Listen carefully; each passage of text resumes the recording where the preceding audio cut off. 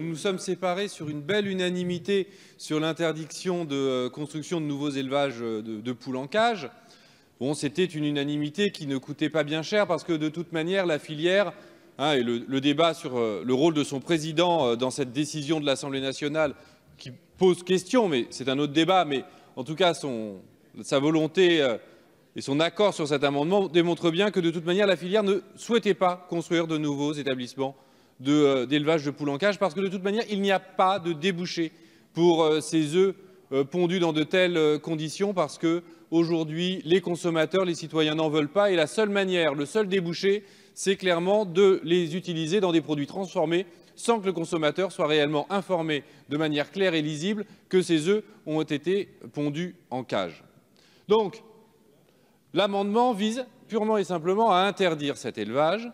C'est une décision qui est nécessaire non seulement pour que nous mettions nos pratiques en cohérence avec les lois qui existent dans ce pays, le code civil, le code rural, qui reconnaissent la sensibilité de l'animal et également l'obligation qui est faite de placer l'animal dans des conditions compatibles avec les impératifs biologiques de son espèce. Ce n'est clairement pas le cas des poules élevées dans des cages.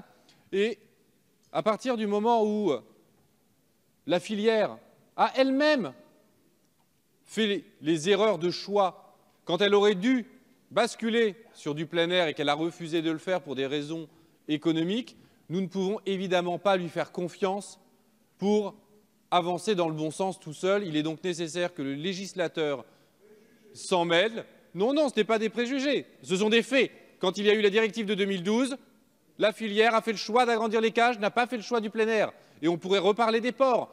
La directive de 2003, la filière ne l'applique pas, c'est le rapporteur lui-même qui l'a dit.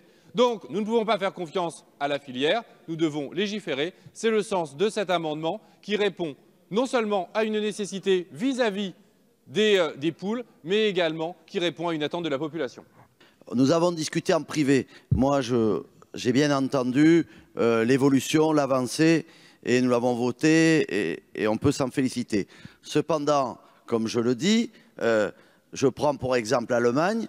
L'Allemagne a fixé une échéance. On sait très bien qu'ils ont fait le choix d'interdire le levage en batterie en 2025. Et donc, ce que je propose en disant le 31 décembre 2024, c'est justement de mettre une échéance.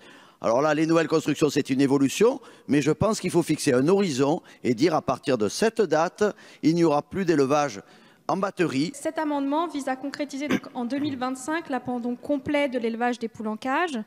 Aujourd'hui, sur 48 millions de poules élevées dans notre pays, près de 75%, soit 33 millions de poules, vivent dans des conditions indignes. Au-delà de la souffrance animale insupportable et contraire à notre code rural, les enjeux sont aussi ceux d'une meilleure qualité alimentaire au service de la santé de tous. Loin de moi l'idée de stigmatiser une profession, un secteur, car nous sommes tous responsables de la situation actuelle, consommateurs, pouvoirs publics, et j'ai bien conscience des investissements qui ont été faits et qui devront être engagés pour s'adapter à ce nouveau modèle de production. Le délai de transition fixé ici semble donc raisonnable. Rappelons quand même que la Suède a interdit cette forme d'élevage en 1994, l'Autriche en 2004 et l'Allemagne le prévoit donc pour 2025, on le disait tout à l'heure. À défaut maintenant d'être un leader sur ce sujet, ne soyons pas non plus les derniers de la classe.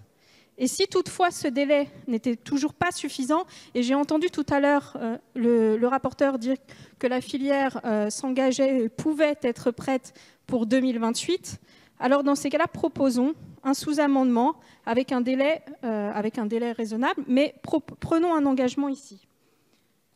On dit de l'homme qu'il est supérieur à l'animal car c'est l'homme qui est doté d'intelligence et de conscience. Alors s'il vous plaît, utilisons-les, montrons-les en respectant simplement nos propres règles, notre article L214-3 sur l'interdiction de la maltraitance animale et mettons fin à ce scandale. Un amendement du groupe La République En Marche a été adopté tout à l'heure avant la pause pour interdire les nouvelles installations de poules en batterie. J'entends que nous souhaitons faire confiance à la filière, soit. Effectivement, la filière avicole est assurément celle qui fait preuve de la meilleure volonté et qui a le plus avancé sur son plan de filière, poussée aussi, il faut le dire, par les choix plus qualitatifs des consommateurs. Et elle se dit être capable de convertir d'ici 2022 50% des élevages de poules en cage.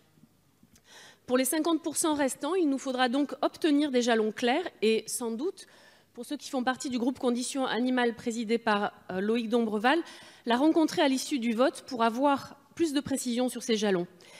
La France, comme l'a dit ma collègue Romero Diaz, ne sera pas leader en la matière, mais elle ne doit pas être la dernière de la classe.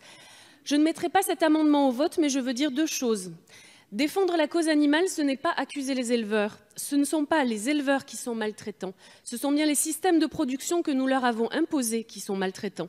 C'est l'industrialisation des filières qui engendre des conditions d'élevage indignes et des conditions de travail indignes. La condition animale, c'est la deuxième chose, n'est pas un sujet marginal. À ceux qui nous ont objecté tout à l'heure, les humains d'abord, je réponds en même temps. Parce que la façon dont nous traitons les animaux dit beaucoup de choses sur les humains que nous sommes, sur la société dans laquelle nous vivons. Et oui, cela a été exprimé tout à l'heure sur ces bancs, il faudra sûrement une grande loi sur la condition animale avant la fin de ce quinquennat, car le bien-être animal ne se résume pas à l'élevage. Je retire mon amendement. Je remercie les députés qui ont retiré leur amendement et je voulais répondre à M. Lachaud.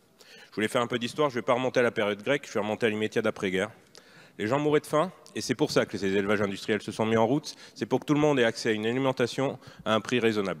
Voilà la raison de la création de ces élevages que vous appelez industriels. Ce n'est pas pour la course au profit, c'est pour nourrir la population. Alors aujourd'hui, je suis d'accord, le contexte a changé. Aujourd'hui, on ne meurt plus en France et c'est heureux. Et il faut souhaiter que ça continue comme ça. Mais toute la trajectoire et toute la volonté de la majorité, et c'est ce qu'on a traduit au sein des EGA, c'est vraiment de faire confiance à la filière. Et comme vous le disiez, si le consommateur devient un consomme-acteur, comme le disait M. Thierry Benoît, mais il m'a un peu piqué l'expression, et s'il devient un consomme-acteur, de toute façon, la filière répondra à la demande du consommateur, et c'est déjà ce qu'elle est en train de faire, puisqu'en 2025, elle s'est engagée à avoir 50% de poules en plein air. Donc on n'est pas effectivement dans le dogmatisme et dans la stigmatisation, parce que vous le vouliez ou non, quand vous êtes éleveur et que vous vous retrouvez mis en accusation par toutes ces associations diverses et variées qui prennent la parole de façon abondante dans les médias, l'éleveur se sent mis en accusation. Et le malaise est suffisamment grand dans le monde de l'élevage aujourd'hui, quel qu'il soit, que ce soit de poules, de volailles, de cochons, de tout ce que vous voulez, pour qu'on ne vienne pas en rajouter et pour qu'on les accompagne vers le changement dont ils ont besoin et dont la filière a besoin, mais certainement pas par dogmatisme dans un bureau du 7e arrondissement. Défavorable. Oui, ce sera aussi un avis défavorable sur l'ensemble des amendements. Restons dans la droite ligne de ce que nous avons voté, le Parlement a voté tout à l'heure avec l'amendement porté par Madame Limon. Et ce que je veux dire, c'est qu'il y a des engagements, il y a un travail qui est en cours pour faire en sorte que d'ici 2022, 50% des œufs coquilles soient issus d'élevage alternatif à la cage.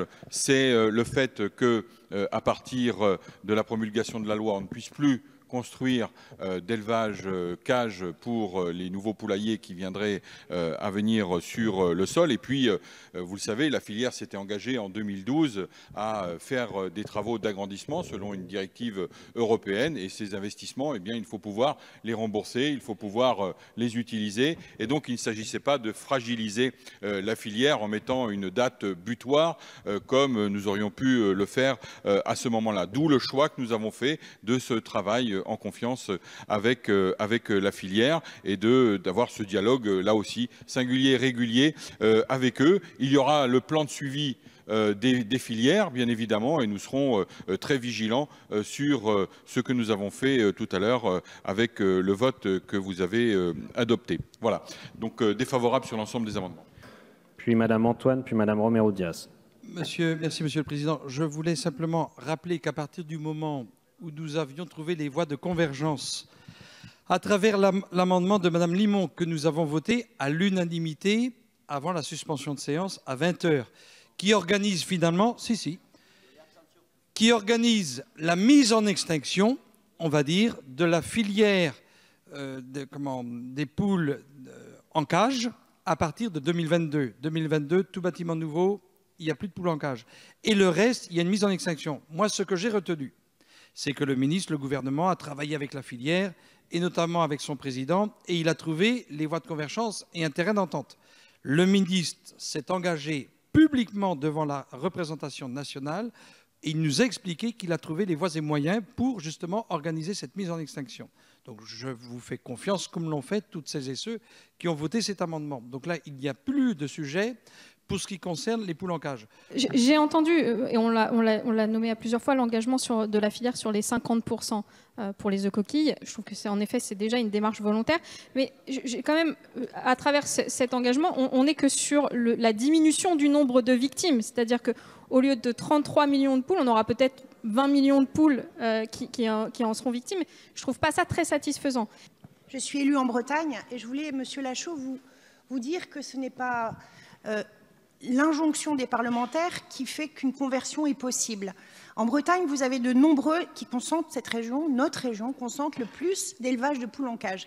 Tout simplement parce qu'on fait de l'élevage hors sol, compte tenu du peu de foncier disponible. C'est historique, Monsieur Thierry Benoît en a très bien parlé. Donc, il faut savoir que là, en ce moment, notre décision et la décision des consommateurs par les modes de consommation qui évoluent, on organise la faillite d'à peu près 400 éleveurs qui ont investi lourdement, tout simplement parce que leur élevage n'est pas convertible en élevage de plein air. Ils n'ont pas le foncier pour le faire. Ces éleveurs s'installeront ailleurs, ils ne s'installeront pas en Bretagne. Voilà. Donc il faut acter le fait, ce n'est pas une injonction parlementaire, ce n'est pas une décision, en tout cas facile à prendre, et il faut mesurer les conséquences de nos votes aussi à cet égard. Nous allons maintenant procéder au résultat du scrutin. Votant 66, exprimé 64, majorité absolue 33, pour 5, contre 59. L'amendement 2020 n'est pas adopté.